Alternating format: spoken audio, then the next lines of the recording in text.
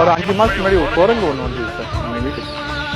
அது என்ன ஆயிடுச்சுன்னா, இங்க பறவைங்களுக்கு நான் சாப்பாடு வைக்கிறது பார்த்து இங்க வந்து வேர்க்கலை அப்பின்னு போகும். ஆமா குரங்கு ஒரு 5 மாசத்துக்கு முன்னாடி வந்தது.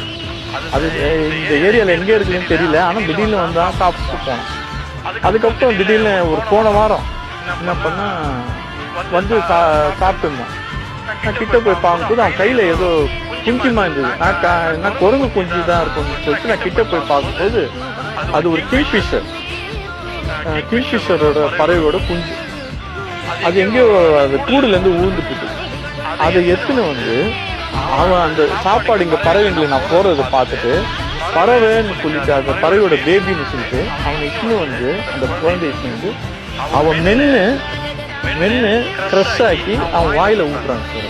அது அந்த செயல் நான் ஒரு அபூர்வமா பார்த்தேன். பாருங்களேன், ஒரு தாய்மை அந்த உயிரை காப்பாற்றணும்னு அந்த குரங்குக்கு தெரியுது. நம்ம அந்த அந்த குரங்கு கிட்ட இருந்து நம்ம மனித இனம் கத்துக்க வேண்டியது.